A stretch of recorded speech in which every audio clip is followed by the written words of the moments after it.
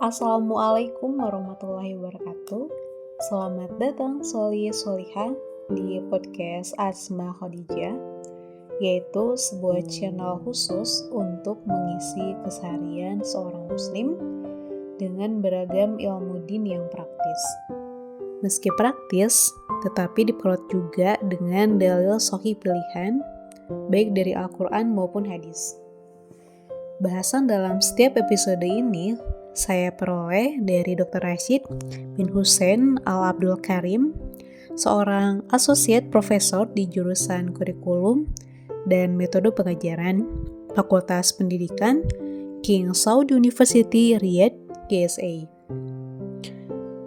Beliau seorang Ketua Saudi Society for Educational and Psychological Science. Riwayat pendidikannya yang pertama menempuh bachelor di bidang bahasa Inggris dari Fakultas Pendidikan King Saud University KSA. Lanjut master di bidang pengawasan pendidikan dari Ohio University US. Dan terakhir PhD di bidang kurikulum dan metode pengajaran dari Ohio University US. Bismillahirrahmanirrahim. Innal hamdanillahi nahmaduhu wa nasta'inuhu wa nastaghfiruhu wa na'udzu billahi min syururi anfusina wa min sayyiati a'malina man yahdihillahu fala mudilla lahu wa man yudlil fala hadiyalah. Asyhadu an la ilaha illallah wahdahu la syarikalah wa asyhadu anna Muhammadan abduhu wa rasuluh. Amma ba'du. Yang artinya, sungguh segala puji hanya milik Allah, Allah yang kita puji. Kepada Allah kita memohon pertolongan. Kepadanya kita memohon ampunan. Kita berlindung kepada Allah dari kejahatan diri kita dan dari keburukan amal perbuatan kita. Siapa yang diberi petunjuk oleh Allah, maka tak seorang pun dapat menyesatkannya. Dan barang siapa yang Allah sesatkan, maka tak seorang pun mampu memberinya petunjuk. Saya bersaksi bahwa tidak ada yang berhak disembah selain Allah, dan tidak ada sekutu baginya. Dan saya bersaksi bahwa Muhammad adalah hamba dan Rasul-Nya. Amma ba'du. Episode pertama ini mengenai ikhlas dan niat. Dengan judul, Ya Allah, bantu aku untuk ikhlas. Nah, teman-teman semuanya, seringkali orang itu gak suka kalau disebut gak ikhlas.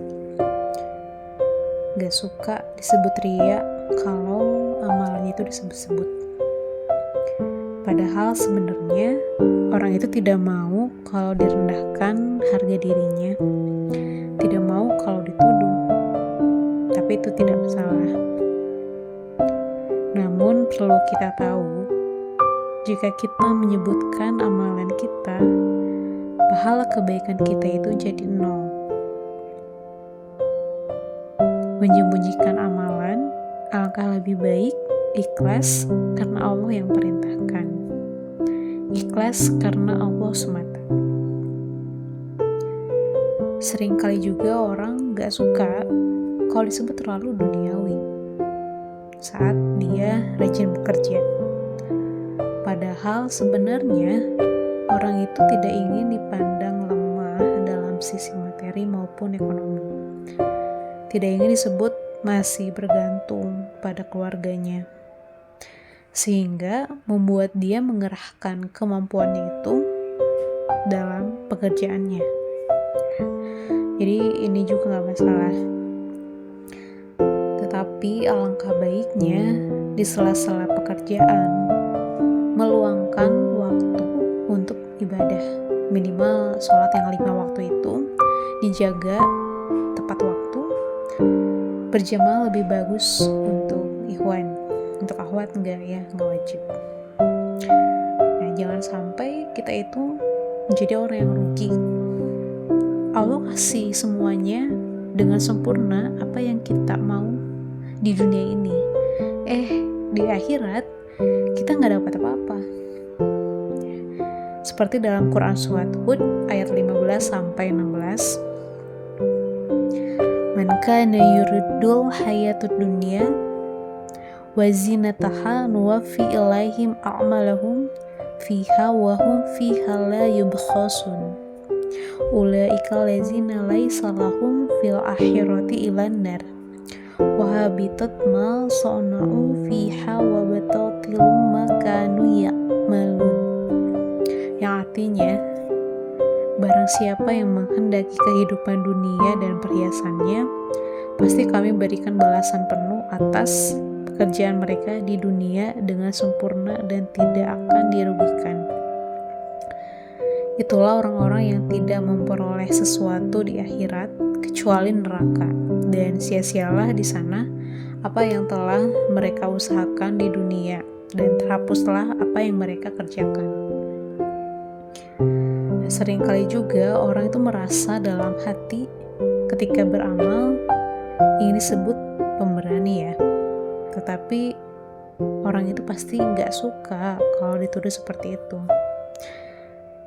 Karena yang sebenarnya orang itu ingin melindungi umat karena dia sayang terhadap umat, atau orang itu sedang melatih dirinya untuk melawan rasa takut sehingga dia muncul keberanian itu yang terlihat oleh orang lain.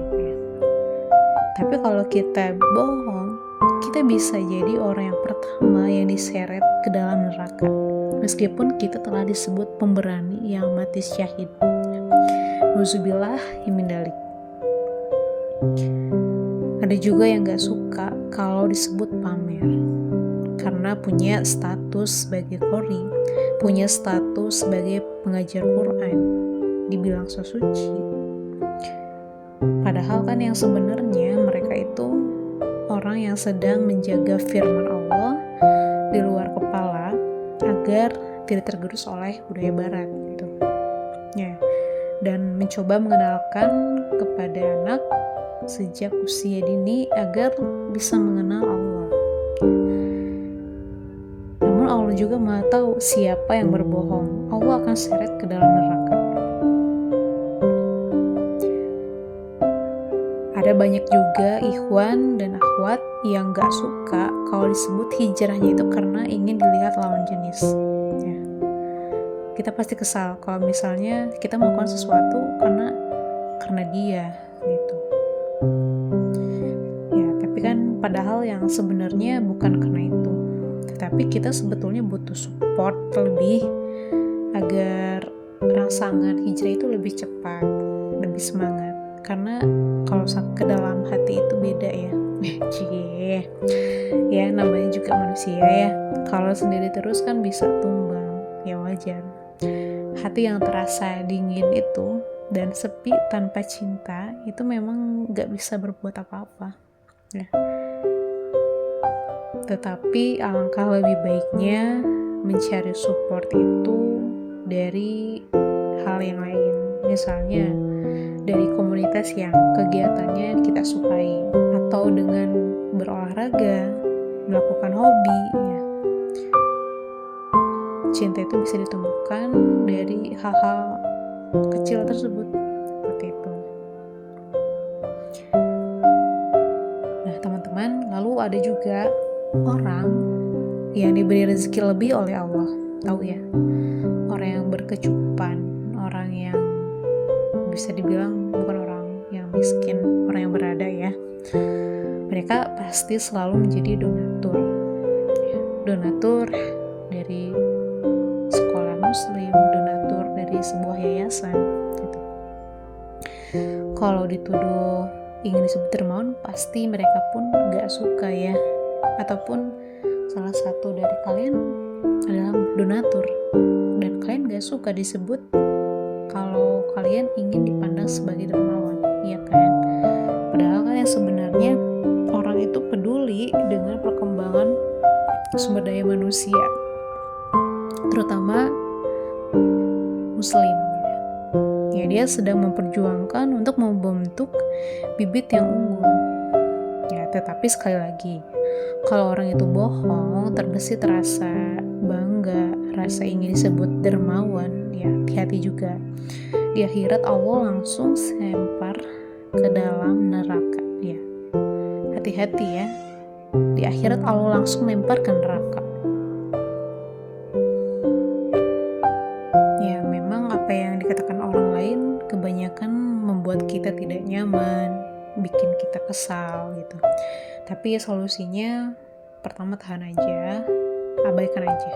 Ya wajar kalau di awal kita naif, kita sempat membela diri gitu. Tapi jika dirasa itu sia-sia, lebih baik abaikan aja. Nah, teman-temanku yang solih, dari banyak contoh kejadian dan dalil yang tadi, kita tahu bahwa niat itu adalah sebuah fondasi amalan.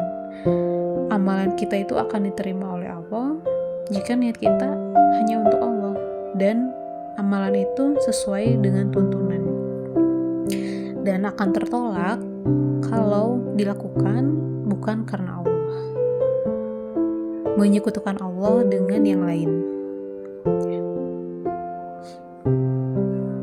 Nah, teman-temanku, meskipun ketika akan beramal khawatir disebut riya atau yang lainnya, jangan sampai hal itu mengubah niat kita untuk tetap melakukan kebaikan. Kalau kita memang niatnya untuk Allah, lakukan. Kalaupun belum bisa ikhlas, lakukan. Sampai kita terlatih, terbiasa, dan akhirnya, ya Allah, aku sedang mau usahakan diriku untuk melakukan segala sesuatunya untuk Allah gitu. Nah, jadi teman-teman semuanya, kesimpulan dari episode ikhlas dan niat ini ada 4 poin. Yang pertama, salah satu syarat beramal adalah ikhlas, yaitu hanya untuk Allah semata. Yang kedua, ikhlas itu penting karena jika tidak akan menjadi kerugian yang besar. Yang ketiga, amal yang dipandang baik itu belum tentu jaminan bahwa amal itu akan diterima. Dan yang keempat, wajib untuk terus berusaha meluruskan niat dan bersungguh-sungguh dalam melaksanakannya. Alhamdulillah, jazakallah. Semoga teman-teman mendapat manfaat dan kebaikan dari sharing ilmu ini. Terima kasih telah mampir ke podcast ini ya solih-solihah.